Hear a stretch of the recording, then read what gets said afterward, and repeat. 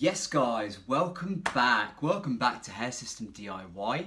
It's your host Adam here. It's been a long time. I'm really glad to be back on the camera in a new house. That's one of the reasons why I haven't been able to make content for a while. It's been a stressful move, but it's all done now. We're all moved in, brand new house, garden, second bedroom. It's everything we've been waiting for, and the sun's shining. And today I wanted to talk to you about getting the most out of your hair system this summer. Now, if you are short of a hair system or two, NewLaceCU are offering some fantastic systems at the moment. They're doing lace, they're doing polys. Head over to their website, check them out, see which one tickles your fancy. I'm wearing a French lace at the moment. It's really comfortable, super breathable, super undetectable. It's one that I'd really recommend. It gets the thumbs up from me. So, as summer is approaching, for my Northern Hemisphere friends, for my Southern Hemisphere friends, you may have to fast forward the clock another 6 months until this video might be so appropriate for you. But what I always find is that when it comes to summer, it's getting hotter, the sun's out more often, we perspire more. It's just natural, we're humans. When it gets to a certain temperature, our body produces sweat to cool us the hell down, right? Now, we want to give ourselves the best opportunity of having a comfortable experience when those circumstances arise. And that's why I always tend to wear a lace base in summer. And if you're someone like me who sweats a lot, I'd really recommend getting a lace base over summer. Polys are fantastic. However, they're not as breathable as a lace base, right? So if you're sweating and you're wearing a poly system, there's not really anywhere for that sweat to go other than to be reabsorbed back into your scalp, which can actually become quite uncomfortable. It can also loosen the bond between your scalp and the actual system itself, and it can become quite itchy. Just my experience, I can only speak from my own experience, and that's why I find that when I'm outside, when I'm sitting in a sauna, if I'm sitting in the garden or doing the lawn mowing, I find that when I'm wearing a lace base, the sweat doesn't affect me as much because it literally just it comes straight through the lace. It has a get out point, whereas with a poly it doesn't really have one of those. So the number one thing I usually recommend to people who do sweat, and most of us do sweat over summer, let's be honest guys, as much as we want to not accept that fact, it's true, we sweat, we stink, that's why we have antiperspirant, right? I would recommend getting a lace base if you can. That's my number one rule. Number two rule is always use double the amount of leave-in conditioner you'd use when you're wearing during winter. I say that because we need to give our hair as much protection as possible from the sun. Remember, this isn't our hair, it's not naturally moisturised from the root, it's basically hair which is dead and has been dyed, and that means that the sun shining on it is going to cause an oxidization effect, which will cause the hair to go probably more auburn, or more, sort of orange, I suppose, gingerish.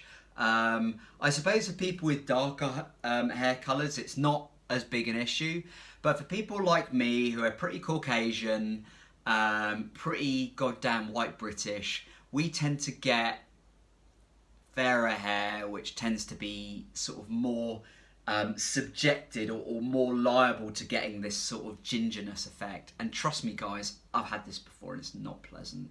So I tend to use double. I use once in the morning, once in the evening, just a nice even application throughout the scalp or throughout the hair system itself. And it does tend to prolong that system a little bit longer. If you can get one with UV protection, my personal experience, it doesn't make a huge difference. I've tried it and it hasn't made a huge difference for me. But again, you know, I'm just one case study, so it might be different for you. But I did go for one which is a UV protected one. I think it was the same brand as Ghost Bond. I could be wrong. And it was really expensive as well. And anyone who's been following my channel for the last couple of years will know that I don't like people spending more than they need to on certain products. And I've always sort of tried to educate my followers to be educated in this field and to make educated decisions, not just buy something because it's more expensive. Because there are a lot of products on there that say they'll do something out on the market and they actually don't. So please be mindful of that. And please don't spend £30 on a leave-in conditioner or $40 when it might not even work very well. My one is £5, about $7.50 American. It's called Palmer's leave-in conditioner. Smells amazing, completely natural, and it helps my system last longer. So that's one particular brand I'd recommend going with. So yeah, please do protect yourself.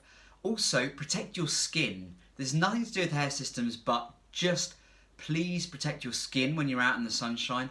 Wear a sunscreen, especially if you're light like me. I always wear sunscreen out with me. I also take tick spray out with me. Me and my girlfriend, it's her birthday this week, so I'm taking her out somewhere nice. She doesn't actually know where it's going to be yet. But what I'm going to do is, I'm going to actually take my camera out with me. I'm going to take some photos, take some videos, and I'm going to add them to this video to show you what it's like for me on a day out when the sun's shining and how I deal with having a hair system, what I do to protect it, and how I basically have a really good time. And to the extent that I don't even know that I'm wearing a hair system. Right, so I will share some of those photos later. I'm really looking forward to it today. It's going to be a great day out. Hopefully for my girlfriend more than anything, it's her birthday week.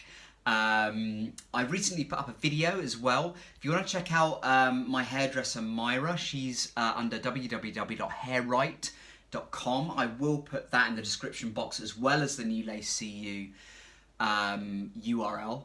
And I think she's planning on putting a video of me getting my latest hair trim with her.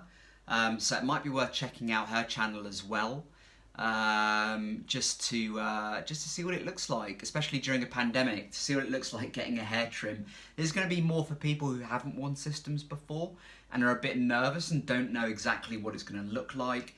But this is pretty much an A to B of exactly what it does look like when you're getting your hair fitted and bonded. So I hope when that does get released, I will give her a nudge today, that you can give that a watch and find it really insightful.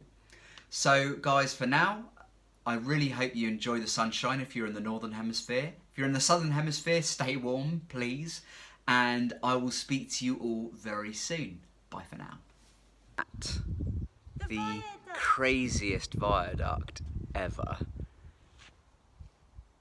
just seeing if I can get... The video doesn't really do it justice, but that is just mad. It's just like a series of... What do you consider it, Rach? Trippy as balls. It is quite trippy when you look at it. It's a viaduct which goes on, but this is like the middle of it.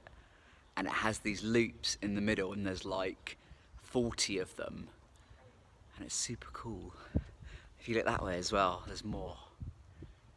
Madness. And this was built in 1842. And it's a Grade 2 listed building, so it was built by the Victorians. So it's been here for almost 200 years and it's still standing strong. Just an average day out for your Adam and Rachel.